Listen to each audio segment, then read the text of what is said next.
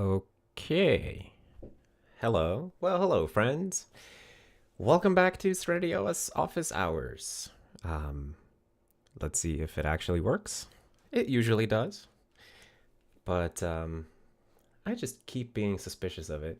Last time I streamed with Linus, and we were using a different software to stream, and somehow it changed all my audio settings. Um, but hopefully the sound is back to normal. Anyway, um, okay, it looks like I am live indeed. Hello, everybody. Great to see you here. It is Friday, and you are watching Serenity OS Office Hours, which is where we talk about Serenity OS and the surrounding projects. And usually, if this is your first time here, usually the format is just the chat brings up topics or questions relating to Serenity OS or programming, and then we talk about them. Technical, non-technical, as long as it's within the sphere, it's all good. Nice to see so many people here already. Hello, everybody. Looking at looking at the golden yaks here from Umberto and Yanis. They are very fancy. Kenneth as well with the golden yak coming in strong. Uh, yeah. Soul says hello. Hope you're feeling healthy. Mostly, yeah. I've been feeling okay for the last week. It's just the voice is the biggest problem for me. Just being able to speak in many consecutive sentences without coughing has been a bit of a problem, and I'm hoping today I'm going to be able to do it. But yeah, like when I recorded the monthly update video, I had a real hard time getting a proper take. I had a lot of fail takes where I would just start coughing like crazy. But eventually made it through. And yeah. Anyways, it's all good. So far, I'm not coughing, although there's something building in the back of my throat. We'll see. Um, anyways, Andrew says, hide the sore throat in tea. Yeah, I'm trying.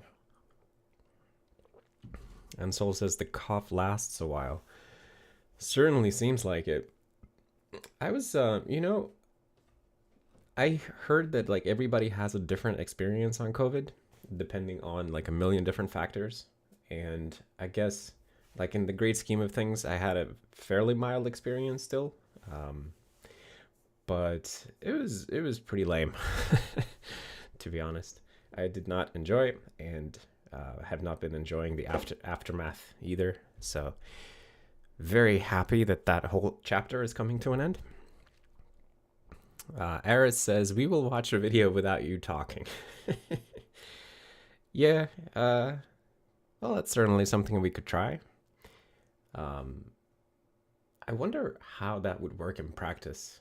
Because, here we go. Because you could probably make interesting hacking videos with music instead of narration, for example. But I don't know. It's not something I've ever tried doing. And I don't think I've ever seen anybody else doing it either. I mean, sometimes I go on Twitch and I see people streaming and they're kind of not talking. Sometimes they go for a long time without talking and they just have music playing. And people seem to watch that. So, it's probably enjoyable to somebody. Andrew says, open up Notepad to type and use that late 2000s free music track. You know, that was a good era of the internet. All those Windows Movie Maker tutorials where like they start out by somebody typing into Notepad what they're gonna do. Good stuff. All right. Does anybody have any questions about Serenity OS? Anyways, if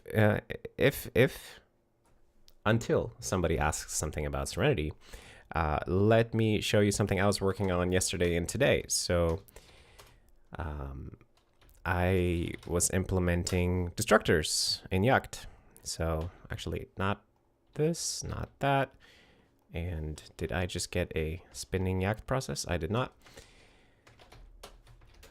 So we can now do stuff like this. and destroyed. Previously, we did not have these, so this opens up a lot of interesting patterns. I don't know how we made it this far without destructors. I guess because the programs we've been writing with Yakt so far have been reasonably simple, or like kind of transformation programs rather than more OOP stuff. So this is something I'm excited about. Just being able to do more object-oriented type programming with RAII patterns and such. So destructors are essentially functions, but they have the same limitations as in C++, basically.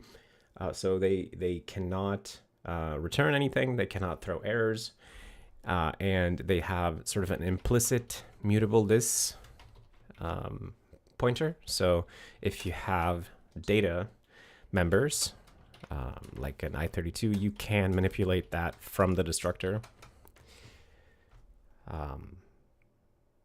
And I can't instantiate it without specifying the value. But yeah, destructors. So pretty, like, it's a simple feature, but I was happy to actually implement it. And I don't know, like, I feel like people were asking if it was last week, or people often ask me, like, what's going on with Yakt? And I do feel a bit like I haven't been putting as much time and effort into it myself recently. And I decided, I guess yesterday, that I'm just going to start doing a bit of that and seeing if I can bring the language forward in a couple of areas that I care about. So this is sort of the first part of that. Anyway, destructors, pretty cool. Let's see. Yeppy Prod says, "Oh, the latency seems super low. Nice internet you got there, Andreas." Well, I don't know about nice. I mean, Swedish internet is in general pretty nice, but I actually downgraded my home internet over a year ago now, just because we had like the very fanciest internet at one point with like ridiculous download speed, and not really using it for anything. And so like now I downgraded to like the smallest package, and it's still like amazingly good.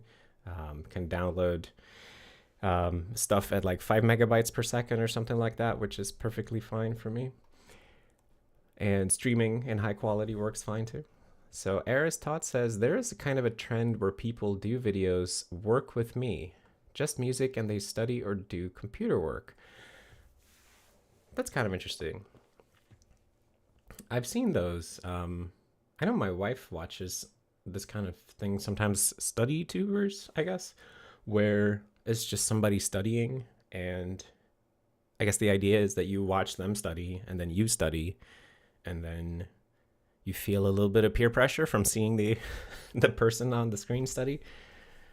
I don't know that I could like stay chill for that long without talking. Amrix says, does Yakt still translate to C++? Yes, absolutely. So if we take the program here that I was just writing, actually, let's start by verifying that it actually builds. And it runs. Yes, destroyed. So that definitely produces a C++ program. So yeah, if we get something like this, which, wait, maybe I can open it here actually. I'm still not super great at VS Code, but getting better. Yeah, so this is the C++ for the program that we just wrote, and a bunch of boilerplate setup code, but here is the newly generated destructor. As you can see, it just creates a regular C++ destructor. So it is perfectly compatible with C++. Fausto Tomasi says, Serenity tubers. Yeah, that would be a weird Twitch category. You're just like flicking between different Serenity developers. Everybody is just chilling and working on Serenity stuff. Let's see. Yeppy says, what do you think about using Yakt as a web programming language, i.e. compiling it to WASM? Well, the beauty of WASM, I guess, is that you can use any language that you want as the source language, and then you just kind of compiling it to WASM.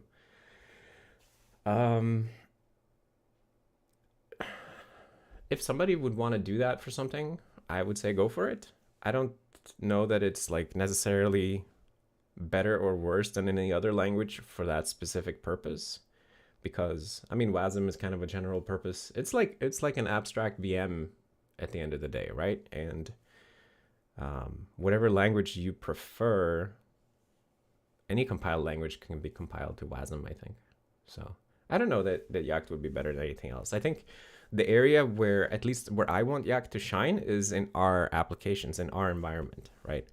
So within the confines of like a WASM context in a web browser, I don't know that we have anything that would make us outshine any other language. Let's see. Fool Hen says, how are profilers implemented? I'm guessing Yakt has one. I'm curious about how they are done.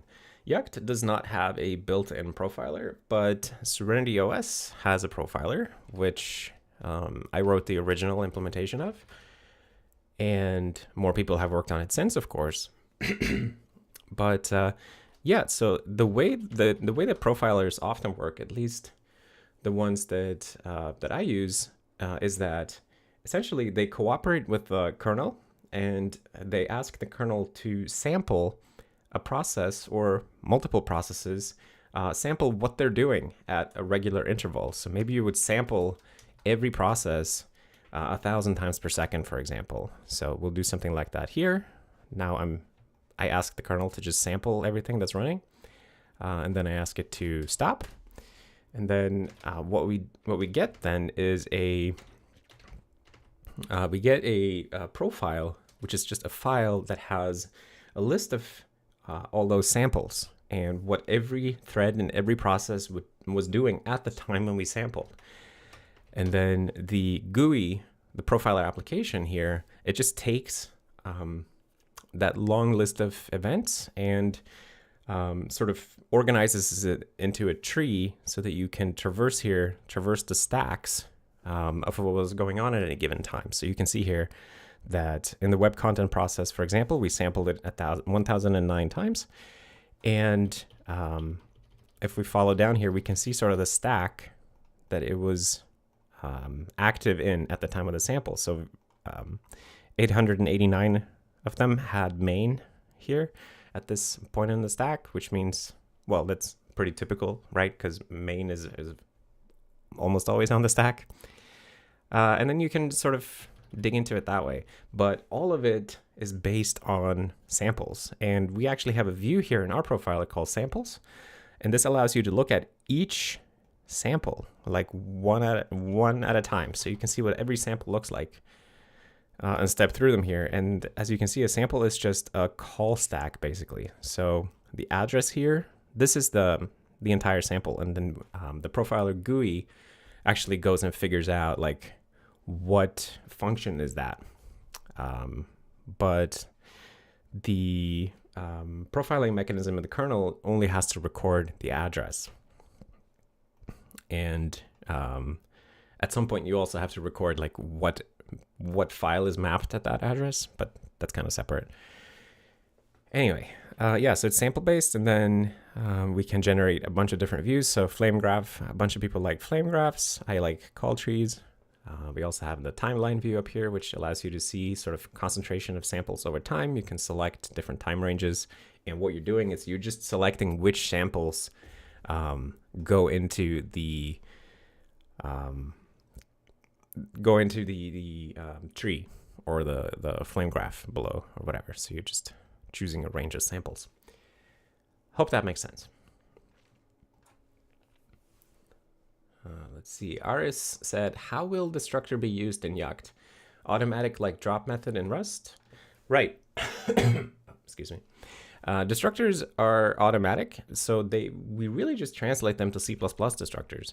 So this destructor here, whenever an object or a struct instance of type A goes out of scope, the destructor will be invoked. So if you had a nested scope here, then B here will go out of scope here, and A will go out of scope down here, right? So if you run this, then the value 2 will be printed first. Or, well, if we actually printed it and didn't overwrite it. But yeah, so they work like C++ destructors, and I guess like the drop thing in Rust as well. All right. Let me track back here. Jared Teaches says, does anyone else feel like their math ability holds them back? It's just been a minute.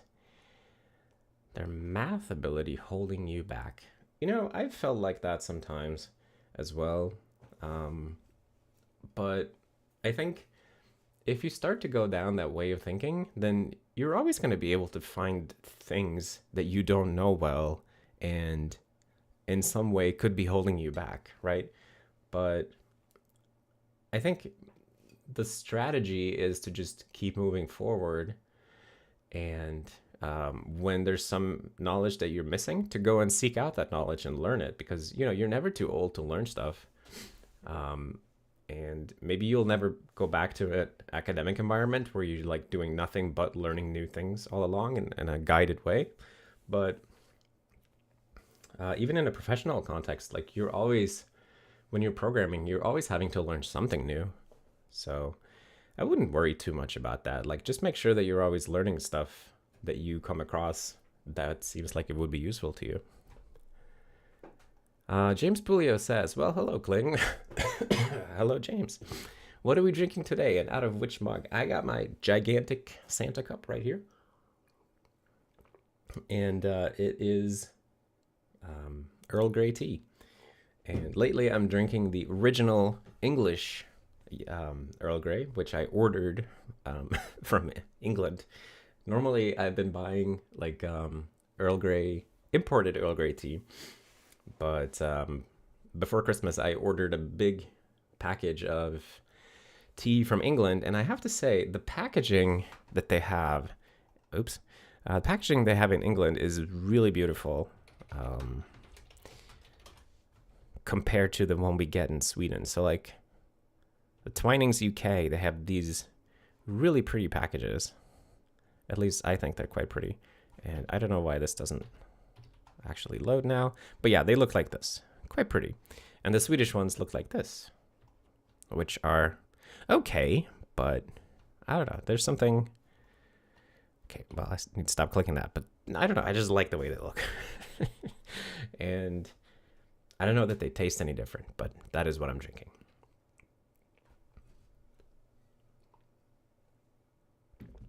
Fikisar says, when and how do you plan to monetize Serenity? I can't imagine this project going for the next 5+ years without some funding. Like, is there any plan in that regard? Well, I don't have any plan for anything whatsoever, really, but certainly not one for monetizing Serenity. Like, Serenity is an open source project that the code is available for free for everybody, and there is no attempt to make money from Serenity. What I do is I monetize my YouTube channel, and I accept sponsorships personally on GitHub and Patreon and things like that, which allows me to work on this full time, but it's not me like monetizing Serenity itself or like selling Serenity to people. Serenity will always be free and open source. Like anybody can have it for anything they want, essentially, as long as they abide by the license, which is the 2-clause BSD license. You can do whatever you want with it. And we have been doing just fine for the first 4.5 years without monetizing the system. So I don't see why we can't go into the future not doing it. Rara101 says, by any chance, do you how to fix low dopamine levels? I have lost almost all interest in activities, not sure what to do. My two recommendations there would be to improve your diet and exercise regimen. I think for me, and at least in my personal experience, those continue to be the two most impactful things on my mood, on my energy levels, and just general excitement about life. If I'm eating healthy and training regularly, I feel, infinitely better than if I don't. So I guess that would be my recommendation. Let's see. Ooh, Nico with the... Are those hippos coming out of the water? With the hippo super chat. Thank you very much, Nico, for the cute hippos. Let's see. Aris Todd says, do you have a preferred coder streamers or watch at random? I don't watch a lot of streamers. I think I've tried going to Twitch a couple of times to watch like different people streaming programming. And it's just people who stream on Twitch have a different type of energy than me. And I don't feel like it's really compatible. And I don't know if that is because they are like that as people, or because the platform Twitch sort of incentivizes, let's call it like very high energy streaming, right? I don't know what causes it, but I find it exhausting, so I don't really watch that. I do like to watch programming videos on YouTube, which are pre-recorded, so it's not like a person interacting with chat, but rather like somebody sitting down to focus on a problem. I do like to watch that. Like I watch, like all the Serenity adjacent people, like Linus and JT, when they put out videos, then I like to watch those. But I also like to watch other chill programmers, like Tim Morgan is a nice one, and there's JCS, who's not on... Dang it, I keep closing this. JCS is not on YouTube, but he uploads videos on his website sometimes where he's programming on a vintage Apple computer, which is really chill. I really like watching that. Anyway, hope that answers the question. Jason L says, what is Spice Server? So Spice, I think, is supposed to be like a protocol for integrating with stuff like the clipboard within a VM, I think. I didn't actually work on the Spice Server myself. Somebody else wrote it. But my understanding is that it's supposed to give you like ability to copy paste between your host and the QEMU VM, right? So say that I would run here, I should be able to copy this and then paste it into an editor on Linux. But for whatever reason, this doesn't work out of the box for me, and I never actually bothered investigating it, but I think that's what it's supposed to achieve. I think maybe at some point I should actually look at how that thing is supposed to work. Let's see. Scriptspin says, how do you compare Yakt and Herb Sutter's CPP2 initiative to simplify current C++? Is current complexity of modern C++ the thing these share in common? Where does that leave C++ in the long term? So I think with the other post C++ languages that I've seen, like Carbon and C++2 or CPP2 or whatever, it seems to me like they just have a different focus than what we have with Yakt. My primary motivation for making Yakt was that I wanted to have a memory safe language. And I thought that should be sort of the main focus, is to just make a safe language to prevent lame, uninteresting bugs so that we don't have to deal with them anymore. And it seems to me that the other ones, the other languages like Carbon and CPP2, they have a lot of like random opinions about C++ and how it could be better. And they want to do like all of that. And then also something for safety. But Yakt is like primarily concerned with gaining safety. And then everything else is kind of comes after that. So I would say that is the main difference. And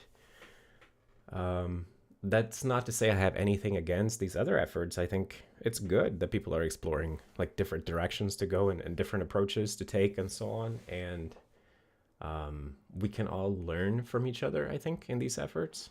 But at least from my perspective, there is a strong difference in focus between these different efforts. Let's see. Hashem says, have you guys profiled Yakt generated code yet? How much do you think the extra checking necessary for more safety will affect Serenity speed? We haven't, I don't think anybody's been doing any serious like performance tests yet. I know JT keeps saying that it's something that we should do, but I don't know that they actually did anything towards that. In the Yakt Nest Monster emulator that JT did on YouTube, like that, it's a NES emulator on JT's channel. I know they did have a couple of performance problems, which were initially believed to be like sort of language caused, but it turned out to just be like redundant work that could be avoided. But it's absolutely true that there is overhead incurred by some of the sort of generated code patterns in Yakt, and it's something that we'll have to measure. My general feeling about that is that, at least in theory, the safety measures that we are taking should be able to get them without too much of a performance penalty. And we do provide some sort of escape hatches for performance. There's always, I mean, even now, like we have inline C++. So if you're truly desperate, you can open a CPP block like this, right? You can do unsafe CPP. And then you can write C++ raw here, and we'll just give it to the compiler. But also just, you can do stuff in unsafe blocks with raw pointers that would allow you to sort of avoid the penalty of automatic reference counting and stuff like that. But we'll see how much of that becomes necessary. I don't know yet. A lot of these kind of things, like they basically require us to have more code written so that we have something interesting to profile. Right now, we just have a bunch of unit tests and a handful of small programs and the compiler itself written in Yakt. So there isn't that much to analyze yet.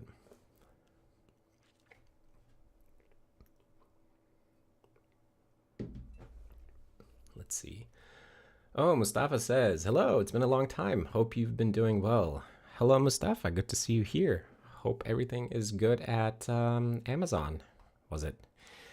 I haven't been doing well, actually. I was sick. But I'm back now, so it's all good. Let's see.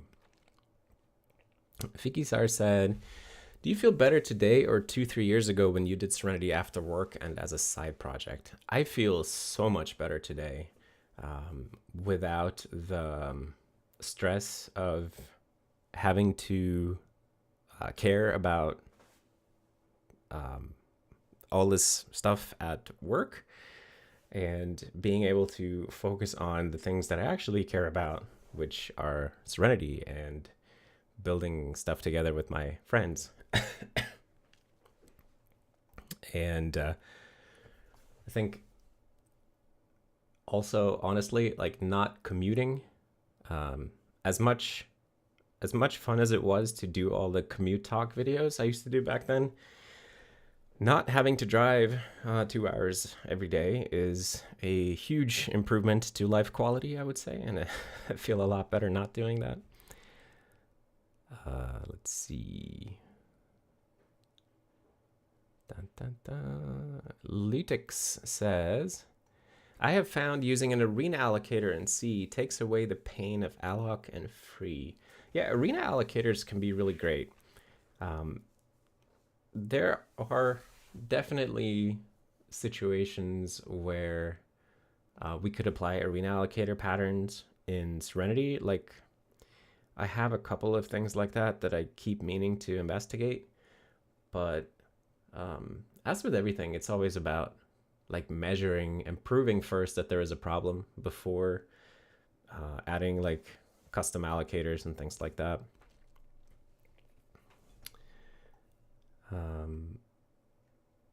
Let's see. Fire says, when I'm doing operating system development, my graphics run slow as hell. Well, that could depend on many different things. Let's see. Fikisar said, damn, I did like commute talk. Yeah, I like commute talk too. But I really don't miss driving that much. It was I've commuted on and off in my life. Like, first time I commuted, I was 24, and it was a pretty short commute by car. And then I've commuted by bus and by car again. And I think it's not a good way to live, honestly. It takes something from you every day, and you never get it back, really. And I'm really happy that it seems like the world in the last couple of years, if you set aside all the lame things about the last couple of years, like, one of the really nice things that happened is that there's been a big shift in the way we think about working from home, and I hope that the business world never recovers from that, I guess. Litix says, a good example of some improvements given by arena allocators. In an interpreter, it would be a pain to traverse the AST and free all the AST nodes. Right. So an AST is a great place to use an arena allocator. And that's one of the things I've been meaning to do. And Serenity, I think I even prototyped an arena allocator for our JavaScript AST at some point, but there was some issue. Like, we actually needed to persist some of the AST nodes, I think.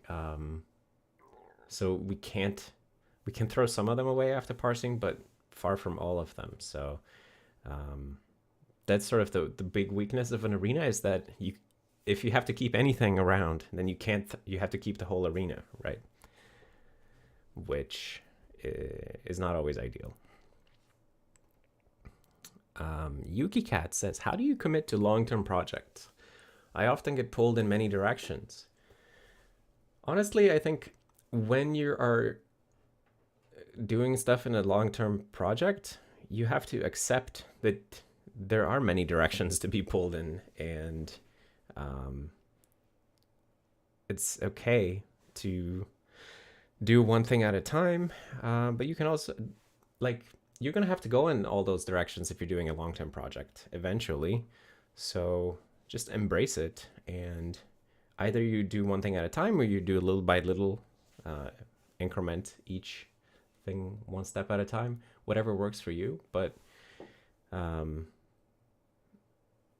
think that's something I learned with Serenity, is that when you do long-term projects, you are going to just have to go down a lot of roads, and you're gonna spend a lot of time. Like, I'm projecting myself like 10 years into the future at least, working on this stuff, and because of that, I don't worry about, like, oh, there are so many different things to do. I know that there's time for them because I have at least 10 years to work on it. if that makes sense. Mustafa says, is GitHub sponsors still the best way to support you? I saw they're not covering all fees anymore, but don't quite remember. So GitHub sponsors is still the best way to support, absolutely. But they recently announced that they are no longer accepting PayPal. So, and they didn't really say why. And that is a bit of a bummer, honestly, because I know a lot of people prefer to use PayPal and they don't want to put their debit or credit card numbers into yet another website. They were, my understanding is that like Americans and the British in particular don't want to put their card numbers into things, so they use PayPal as a sort of a shield, I guess. And it's frustrating that GitHub just decides to stop supporting PayPal suddenly, like it was like with a 2 weeks notice or something. But I don't know any more about it than anybody else does. But the fees are worse everywhere else compared to GitHub sponsors, so it's still the best place to support. Fausto says, any thoughts on making allocators first-class citizens at the language level? Seems interesting to me to have as an option, even if the default allocator is the heap allocator. It is an interesting concept, and something JT was telling me about. I was talking to JT like a week ago, and we talked about the idea of having sort of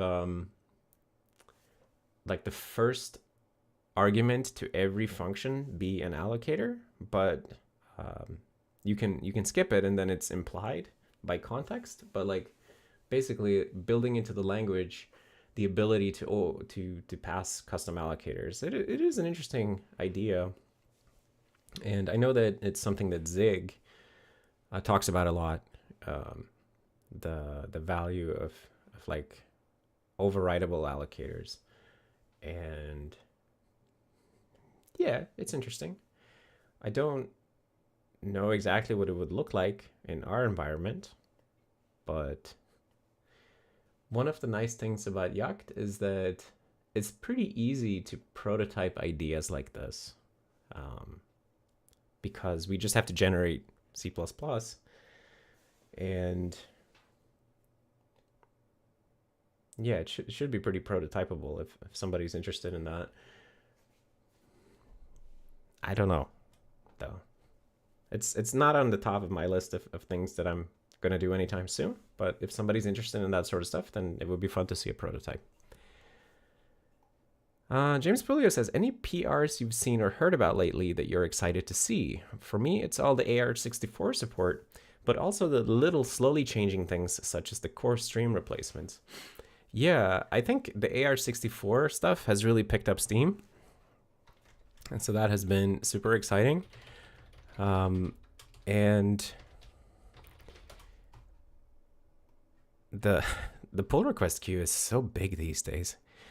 I think for me personally, I've really liked seeing there's been a whole bunch of pixel paint stuff recently with Tim Ledbetter, like improving the various tools and working on random stuff. And I really like seeing stuff like that. And I think my favorite thing, as much as I like the big refactorings and the migration to better code patterns and stuff, my favorite thing to see is when people polish the whole system somehow. Like they pick some little part and they go make it nicer, like improving the UI somewhere, or like adding more command line options to some tool, or adding some nifty thing to the text editor, or like these little pieces of polish everywhere. That is stuff that I really like seeing. So I guess I get excited by little things rather than by big things personally. Sam says, well, hello, friends. I am late as usual. Well, fashionably late, Sam. That's all right. Good to see you here. Soul says, will the new 3x3 subpixel positioning for font rendering lead to Microsoft ClearType-like font rendering? that is probably not where we're headed. I don't know exactly what we're going to end up looking like. It depends on what we do with things like how we improve subpixel rendering further. I don't actually know how to describe what ClearType does, but it's ClearType the one that does they use the full RGB spectrum for the subpixel stuff, so that like they're aware of like RGB, the RGB BGR order or whatever of each pixel, and then you know, they might like make one pixel more red because red is the leftmost subpixel. I don't know if that's ClearType or if that's just a general thing, but it's not a goal to specifically mimic the ClearType look. So we'll see where we end up. James Pulio says that "Thank You Very Cool" is a big advocate for polish, if I must pick a favorite. Yeah, "Thank You Very Cool" is an amazing polisher. Always just picking out random stuff and polishing it, and I love that.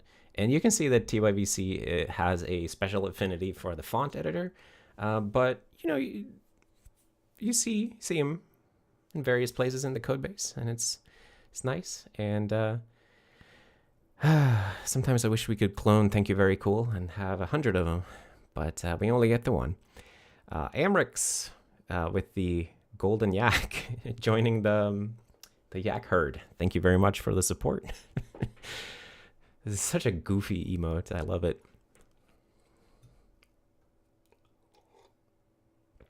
Let's see. Eris said that JT announced LangJam. What, you think you participate doing something in Yakt? I don't know. I can't say that I super enjoy making new languages.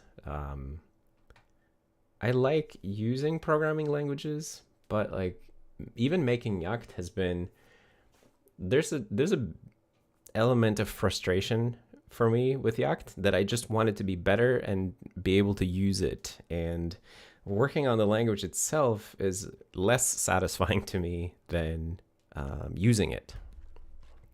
So it is nice that I can work on the language, in the language, that sort of alleviates a little bit of that frustration. But I know a lot of people really enjoy making languages. I got nothing against it, but it just doesn't tickle me like other types of programming. So I don't think I will participate unless JT announces the theme and it's something super interesting. Then maybe I'll do it anyway. Let's see. Andrew Castor says, "Did you remove the hot dog stand theme because you are not a hot dog or because you don't like hot dogs?" James Pulio says, "If he ignores Andrew's question, then we know he was paid off by Big Hot Dog." They are on to me. Let's talk about something else. So Dante says, "Cat dog looks like he has 3 front legs. Certainly an interesting species." 3 front legs. You know, it does look a little bit like he has 3 front legs. That is... I'm just going to ignore that. Nico says it's wearing a scarf. That actually makes sense. It does look a little bit like a scarf now that you say it. You're just veering off into the wild here. Mustafa says, "I love this stream. It is a comfy stream. I'll give you that."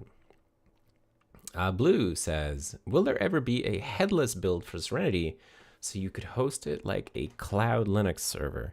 So you can already run Serenity headless. I forget the exact incantation, but there is some way to do that.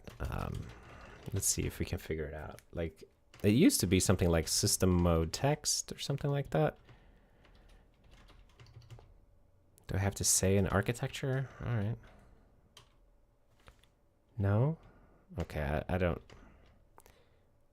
know how to do this anymore.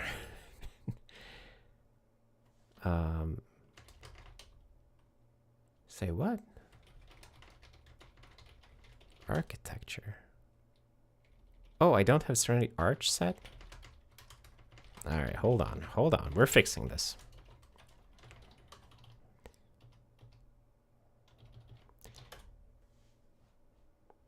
Don't think that was it. Yeah. I think there's a man page about this actually. Like boot options or something like that. Boot parameters. Yeah, this is the one. Let's see. Which one could it be? System mode. Text. I feel like that's the one that we should put. System mode text. You may also need to say graphics subsystem mode off. Oh, Andrew's bringing the heat here with all the info. Let's try it. Could this be it?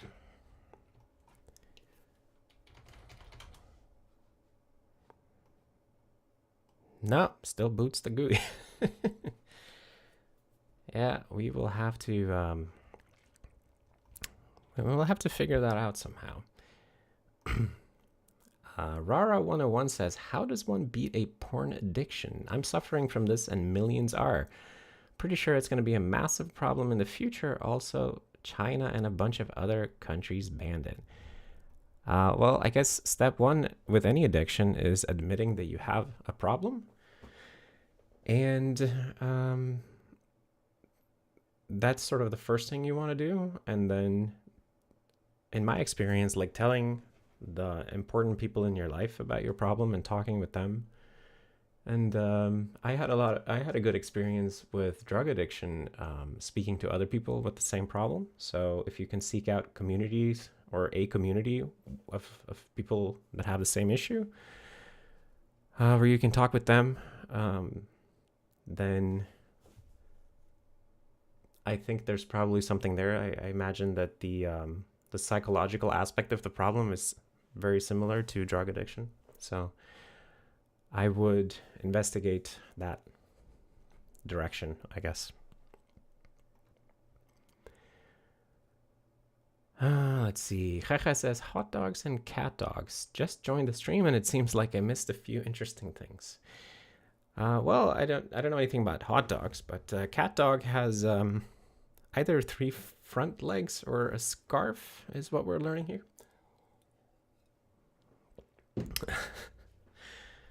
I am now a bit peeved that we don't know how to boot the system in the right mode.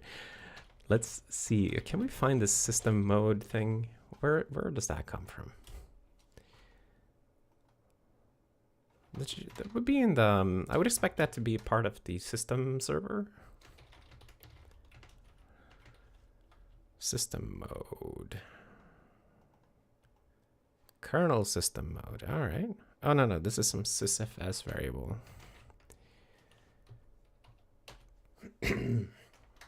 Okay. Command line system mode.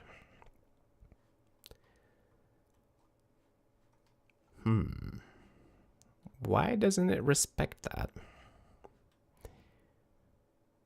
Wait, who's calling this? Oh, it's only for the sysfs thing.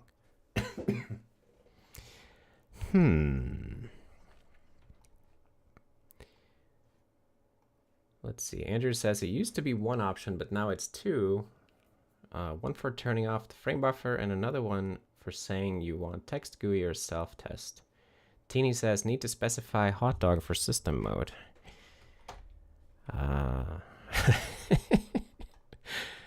Let's try it, see what happens.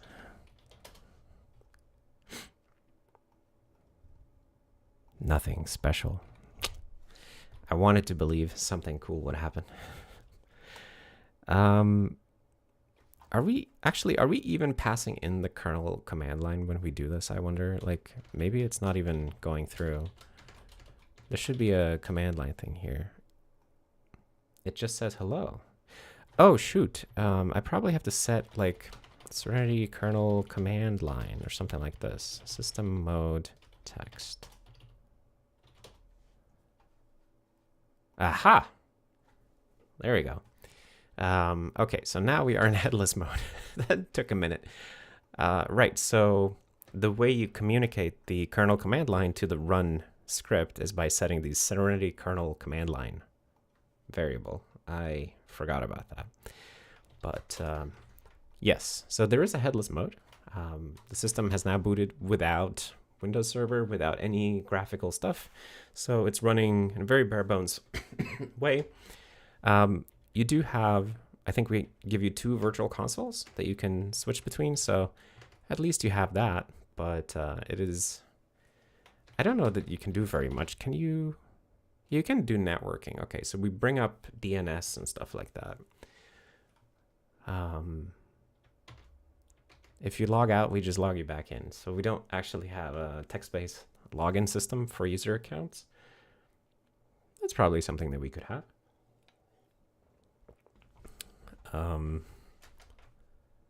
So I know that in the past, I've used this mode when I wanted to do like a performance test of something, like I wanted to do JavaScript performance test, then I didn't want the windowing system to sort of add noise to the runtime of some JavaScript test I was doing. So I've booted in this mode because you can run like test.js here, and it's like a more stable, you get more stable times because there's way less stuff interrupting it. In fact, sometimes when I wanted really stable numbers, I've even turned off the preemptive scheduler, which you can do that, and then it just allows every program to run to completion, which it's not ideal if you're trying to actually use the system for something, but if you just want to test it, it's kind of cool that you can actually turn off preemption, and then you start test.js, it will run every single instruction until it completes, so you get an uninterrupted execution.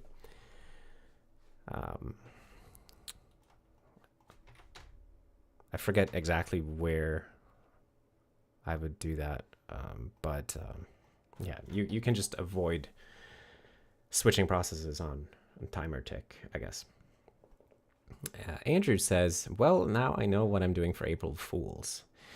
Okay, so I think we have a system mode hot dog coming up. April Fools, somehow April Fools is always like closer in time than I imagine it to be. So now it's like 2 months out, I guess. And I already have a couple of very goofy ideas. It is one of my favorite things here on YouTube. And every year, I've been putting them out, I guess 3 years in a row, I think. And every year, there's at least one person who falls for it. And I feel like there's something to learn about humanity there. Like you'd think that a stupid joke is like super obvious, but given a large enough audience, there's still going to be somebody falling for it because, you know, they're like not really paying attention or not thinking critically at that moment or whatever. It's kind of endearing. Anyway. Mustafa said with the super chat, thanks for not outing us publicly. Sincerely, Big Hot Dog. Sure. Thanks for the mustard, by the way. Let's see. Tim says, I wonder, is turning off preemption a good idea for getting more consistent benchmarking results? It certainly won't reflect the results during normal usage, but that is, I think it makes sense, right? If you're doing a single-threaded benchmark, turning off preemption will give you more consistent benchmark results. And that can be immensely useful. but you do run into a couple of annoying problems, especially if you want to automate it. One annoying problem is that if you get an infinite loop, like a runaway program, you have no way to stop it. So you have to you have to solve that problem somehow, right? Like, but if you're running in a VM, it makes sense. Because you can externally control the VM and like, oh, I noticed that this VM has been going for like an hour, and I expected it to finish in 10 minutes. I'll shut it down, right? But you can't do that internally in the hosted system itself, which adds that complication. Thanks again, Mustafa, by the way, for the for the super chat. Let's see. Jeje says, I have a silly PR ready for April 1st. Not sure if silly PRs are allowed on April 1st or if it's just annoying bloat. I think it's almost like a tradition that people make silly PRs on April 1st. We've certainly had it in the past. I recall at some point, was it Sergey who added a mechanism, like this big elaborate mechanism for counting good boy points? So like a process would have a number of good boy points, and you could only elevate privileges if you had enough good boy points or something like that. And he put a lot of effort into that.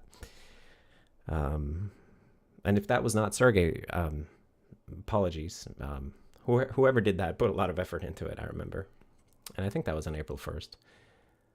Jono says, benchmarks should always represent normal usage because optimizing for abnormal scenarios could de-optimize normal scenarios. Well, kind of, yeah. I mean, in spirit, yeah, you're right, of course. But I think if you have something like a throughput benchmark where you're just trying to measure like how fast can we execute this instruction stream, then having the operating system interrupt every 500 milliseconds to like check how much CPU is being used, it's not terribly useful for like it doesn't make the benchmark better. It just inserts noise. So if what you're interested in is in a stable number, I think there's still value in having mechanisms to reduce noise. But you should obviously also perform tests that have the full system running. So I guess there's a time and a place for both. As with everything in life, like there's nuance to it, and there's value in both types of test. If we say that we wanted to run a benchmark on every push to Git and make a graph of it, right? Then the stability of the number is, I would say, like the most important thing. Because a more stable number will allow you to spot regressions or progressions more easily. Let's see. Tim says, I wasn't necessarily talking about anything automated, just the usual one time I made some performance improvements to X, and the follow-up, do you have numbers to back that up? Yeah, I mean, even for a situation like that, it's perfect. So maybe we should make it into a boot argument, boot parameter that you could just say like preemption off. That could totally be a thing. So you could boot in text mode, turn off preemption, run your thing. There's some yak bait for you. Jeje says, also, hot dog is totally valid Swedish. It translates to threat died. Hoot dog. Yeah, that's true. I never thought about that. All right. It is 5 o'clock, so I gotta go. And it's actually good because I can feel my voice starting to struggle a bit.